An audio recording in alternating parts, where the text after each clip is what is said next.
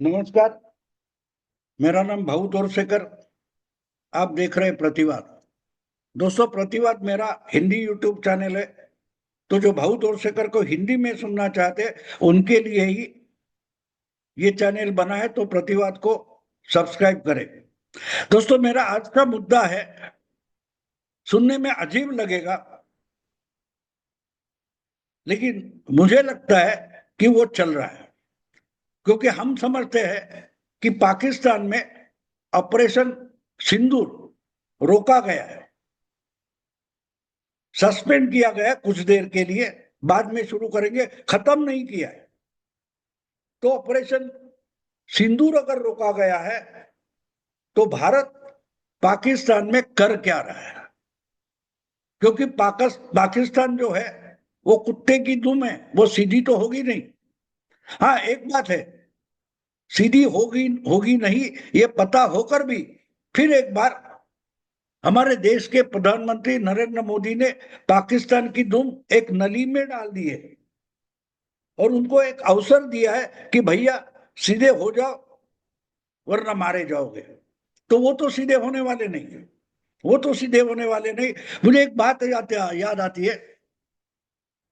हम महाभारत की, हम महाभारत पढ़ते वो बगड़े बहुत है, लेकिन कभी समझने की कोशिश करते हैं। जब महाभारत की जंग होने वाली थी, उसके पहले भगवान श्री कृष्ण दुर्योधन को समझाने गए थे कि भाई युद्ध रोका जा सकता है, युद्ध रोका जा सकता है। और आपको वो मालूम है कृष्ण शिष्टाई कि भाई 5 गांव पांडवों को दे दे और बात खत्म। तो इसके लिए जब भगवान श्री कृष्ण दुर्योधन के पास जाने वाले थे, तब जो बहन मानी जाती है या बहन मानते थे भगवान श्री कृष्ण जिस द्रौपदी को, उसने भगवान से पूछा कि मेरे इज्जत से 5 गांव बड़े हैं, तुम मेरे भाई हो, मेरी इज्जत के लिए लड़ने के बजाय युद्ध टालने की सोच रहे हो। तो भगवान ने जो उनको जवाब दिया था वो बहुत इंपॉर्टेंट था। उन्होंने कहा कि मेरी समझदारी से ज्यादा, मेरी यानी भगवान की समझदारी से भी ज्यादा मेरा दुर्योधन की बेवकूफी पर विश्वास है, दुर्योधन की मूर्खता पर विश्वास है। वो युद्ध टालना नहीं चाहता।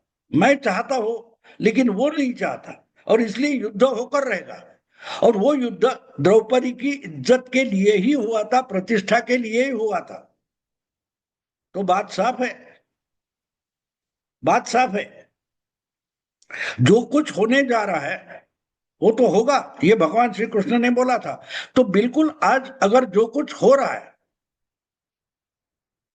तो रोकने की कोशिश भारत नहीं कर रहा है।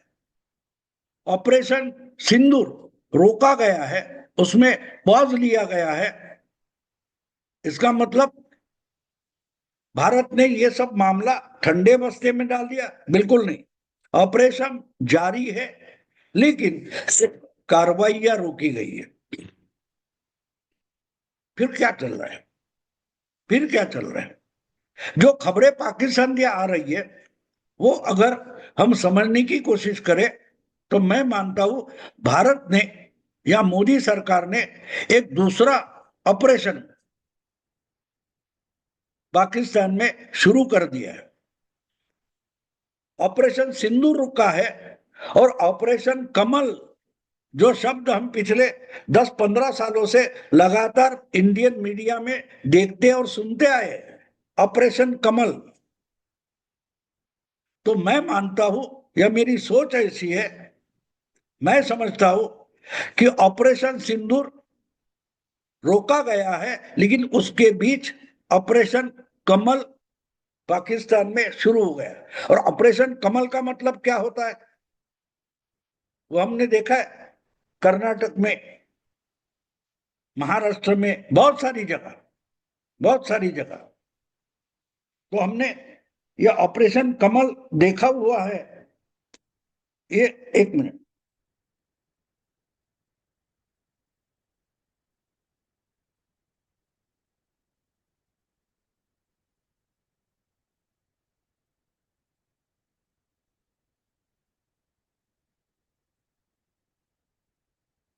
ऑपरेशन कमल का मतलब ये होता है, जो हमारा प्रतिद्वंदी है उसको दुबला बना देना, विकलांग बना देना और अपनी आधार पर जीने के लिए मजबूर कर देना। हमने देखा कर्नाटक में इसकी शुरुआत हुई थी।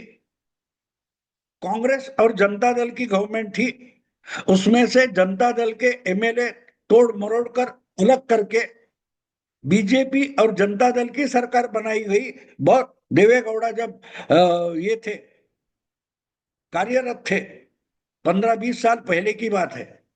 तो जो कुछ हुआ था उसको अरुण जेटली ने बोला था कि ऑपरेशन कमल किया हमने, और वहां से लेकर आज तक ऑपरेशन कमल ये शब्द रिपीट होते गए। लेकिन उसका मतलब क्या है? दूसरी पार्टियां तोड़ना या उस पार्टी के एमएलए रिजाइन करके अपने पार्टी में लाना, फिर से चुनाव करना या अपनी संख्या बढ़ाना वगैरह वगैरह। उसका अगला कदम था जो महाराष्ट्र में हुआ, राष्ट्रवादी और शिवसेना, एनसीपी और शिवसेना, ये दो पार्टियां तोड़ी गई, लेकिन उनके एमएलए बीजेपी में शामिल नहीं हुए। उनके जो सरगना थे उद्धव ठाकरे और शरद पवार, उनको ही अपनी पार्टी से अलग किया गया और उनकी पार्टी ही उनके हाथों से निकाली गई। मैं मानता हूं कि पाकिस्तान में जो ऑपरेशन कमल हो रहा है वो ऑपरेशन कमल 2.0 मतलब क्या है? जो महाराष्ट्र में हुआ वही शायद पाकिस्तान में करने की सोच शुरू हो गई है। मतलब ये कि बलूच तो टूट गया है, बलूच ने खुद को अलग देश करके घोषित कर दिया है। खैबर पख्तूनवा के लोग पाकिस्तानी आर्मी को मार मार कर भगा रहे, तो बचा क्या है? पाकिस्तान में जो बचा है वो सिंध और पंजाब, यानी पाकिस्तान का पंजाब, और जो हमसे जबरदस्ती कब्जा करके रखा है वो कश्मीर, पीओके। तो जिसको पाकिस्तान बोला जाता है उसमें अभी दो ही सूबे बचे। एक सिंध है जहां के लोग बार बार लगातार प्रदर्शन कर रहे कि हमको सिंधु देश अलग बनाना है, वो तो अलग ही है, झगड़ा कर रहे। और बचा कोई तो पाकिस्तान, पंजाब। तो ये अगर टूट टूट कर खुद ही स्वतंत्र हो जाए, एक पाकिस्तान के 5 पाकिस्तान बन जाए, तो ये ताकत से लड़ नहीं सकते, ताकत से लड़ नहीं सकते। और उनको एक दूसरे के खिलाफ जो नफरत है, एक दूसरे को नीचा दिखाना है, उसमें जो जो कोई मदद करेगा वो उनके लिए भाई बन जाएगा, उनके लिए दोस्त बन जाएगा। और मोदी, शाह और भारत उनका वो दोस्त या भाई बनना चाहता है, उसको बोलते हैं ऑपरेशन कमल। तुमको आपस में लड़ाओ, एक दूसरे के खिलाफ खड़ा कर दो, और हर एक को एक दूसरे का भाई बनाकर रखने के लिए बड़ा भाई किसी को ना पड़ता है। बिल्कुल आज मैं मानता हूं कि मोदी सरकार पाकिस्तान के टुकड़े करके जो 4 टुकड़े हो गए उन सबका बड़ा भाई बनकर भारत सरकार पाकिस्तान का प्रॉब्लम सॉल्व करना चाहते हैं। मैंने कई एक वीडियो भी देखी, एक महिला का एक वीडियो देखा पाकिस्तानी, उन्होंने एक बढ़िया बात कही है। उन्होंने, उस महिला ने, पाकिस्तान की, ये कहा है कि भाई आपने इतने ड्रोन छोड़े, इतने मिसाइल छोड़े, अलग अलग मदरसे या क्या बोलते हैं उसको, मस्जिद उड़ाई, एयरफील्ड उड़ाए, तो मेहरबानी करो पाकिस्तान के जो फौजी नेता है, जनरल से, और पाकिस्तान के जो सियासती राजनयिक नेता है, उनके घर पर ड्रोन छोड़ दो। उनका पूरा परिवार, उनका पूरा परिवार अगर भारत मार देता है, खत्म कर देता है, तो पाकिस्तान पर आपकी बड़ी मेहरबानी होगी। जब ये महिला की बात मैंने सुनी, तब मेरे दिमाग में ये ऑपरेशन कमल हो सकता है, ये बात आ गई। मैंने सोचा कि ये जरा डिटेल में लोगों से, हमारे सुनने वालों से ये बात करना जरूरी है कि क्या पाकिस्तान में ऑपरेशन कमल हो सकता है। हो भी सकता है दोस्तों। अब बलूच तो पहले से बोल रहे हैं कि हमको रिकॉग्नाइज करो, हमको भारत के साथ जोड़ लो, हम नरेंद्र मोदी को प्रधानमंत्री मानने को तैयार है। दोस्तों, पिछले 1 साल पहले जब भारत में लोकसभा चुनाव हो रहा था, उन 2024 का लोकसभा का चुनाव हो रहा था, तो मैंने एक किताब लिखी थी। वैसे तो 2014 और 2019 जो लोकसभा चुनाव हुए थे, उस वक्त भी चुनाव कैसे हो गए, उसमें पॉलिटिकल माहौल क्या बोलते, माहौल क्या होगा, कौन जीतेगा, कैसे जीतेगा, कौन हारेगा, क्यों हारेगा, ये सब विवेचना मैंने उन किताबों में की थी। तो अगर 2014 और 2019 में मेरे अंदाज सही आ गए तो लोग मेरे पीछे पड़े थे, तो मैंने 24 के लिए भी एक किताब लिखी थी, और जिसमें मैंने जो आंकड़े दिए वो गलत साबित हुए। तो मैंने बोला कि भाजपा 350 से आगे जाएगा, उससे भी 100 से ज्यादा भाजपा कम हुआ। लेकिन बात वही नहीं थी, आंकड़ों की बात अलग होती है। एक जो आइडिया मैंने उसमें बोला था, एक आइडिया मैंने बोला था, जो कंसेप्ट उस किताब के लिए मैंने ली थी कि मोदी के लिए 2024 कोई लोकसभा चुनाव नहीं है। 10 साल अपनी सिंगल पार्टी मेजोरिटी की गवर्नमेंट चलाने के बाद मोदी के लिए 2024 का चुनाव ये मेजोरिटी लाने के लिए नहीं है, सरकार वापस लाने के लिए नहीं, या कि खुद को फिर से प्राइम मिनिस्टर बनाने की लड़ाई मोदी जी नहीं लड़ रहे।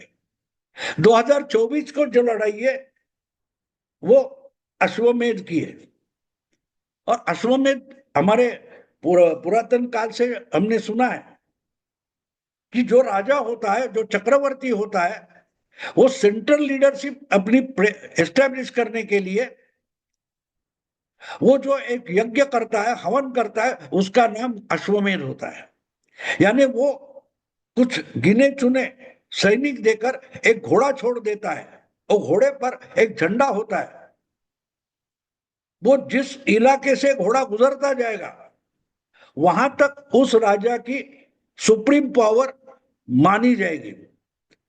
अगर कहीं भी एरिया से अगर वो घोड़ा जाता है और वहां का राजा या वहां का जो सत्ताधीश होता है, वो इस घोड़े वाले राजा को चक्रवर्ती नहीं मानता, तो उसको चैलेंज करना पड़ेगा, घोड़ा रोकना पड़ेगा, और घोड़ा रोकने के बाद लड़ाई होगी, वरना लड़ाई नहीं होगी।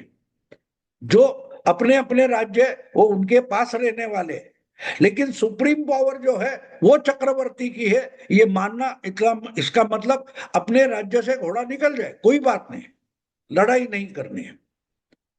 लेकिन आपको सेंट्रल गवर्नमेंट को चैलेंज करना है, आपको चक्रवर्ती को चैलेंज करना है, तो आपको घोड़ा रोकना पड़ेगा। और 2024 की लड़ाई ये अश्वमेध की है, यानी बीजेपी और मोदी और हिंदुत्व, इनके अश्वमेध की लड़ाई है। जो हिंदुत्व की सुप्रीम पावर को चैलेंज करना चाहते वो मोदी का घोड़ा रोके, ये कंसेप्ट मैंने पेश की थी। तो मोदी लोकसभा के चुनाव में 300 से घटकर 240 हो गए, लेकिन तीसरी बार प्रधानमंत्री बनने के बाद जो कोई राजनीति, जो कोई फैसले नरेंद्र मोदी जी कर रहे हैं, वो बिल्कुल चक्रवर्ती जैसे कर रहे हैं, बिल्कुल चक्रवर्ती जैसे कर रहे हैं। जिस ढंग से हरियाणा में बुरी तरह से कांग्रेस को तीसरी बार हराया, महाराष्ट्र में कांग्रेस और उसकी जो गठबंधन थी उसका सुपड़ा साफ कर दिया, दिल्ली में केजरीवाल गायब हो गया, इसको क्या बोलते हैं दोस्तों? यही लोग थे ना, मोदी और हिंदुत्व की राजनीति को चैलेंज करने वाले लोग मोदी जी खत्म करते जा रहे हैं। और अगर भारत भारत यही हिंदुत्व का एक हमारा परंपरा है, तो उसको चैलेंज करने वाला भी जो है उसको खत्म करना मोदी जी की जिम्मेदारी बनती है। तो पाकिस्तान कहाँ अलग है, बांग्लादेश कहाँ अलग है? अगर भारत सरकार की यानी हिंदुत्व की सुप्रीम पावर को चैलेंज करोगे तो तुमको तोड़ मरोड़ कर लाइन पर लाएंगे, वरना खत्म कर देंगे। उसका ही मतलब ऑपरेशन कमल भी होता है। ऑपरेशन, क्योंकि आपको मालूम है कमल तो हिंदुत्व की परंपरा का एक प्रतीक भी है। तो इसलिए मुझे लगता है कि जिस ढंग से ऑपरेशन सिंदूर रोका गया है, स्टे दिया गया है, तो ऑपरेशन कमल कितना हो सकता है, कितनी पॉसिबिलिटी है, उसको ढूंढने की कोशिश हो रही है। और कुछ कुछ बातें अभी सामने नहीं आएगी, लेकिन एक है कि इनको आपस में लड़ने दो। आर्मी और सियासी नेता, उनमें झगड़ा हो जाए, फौज के आपस के जनरलों में झगड़ा हो जाए, एक दूसरे से लड़ने लगे, और अगर वो एक दूसरे को कमजोर करते जाएंगे तो उसमें से एक धड़ा हमारी मदद के लिए लाचार हो जाएगा।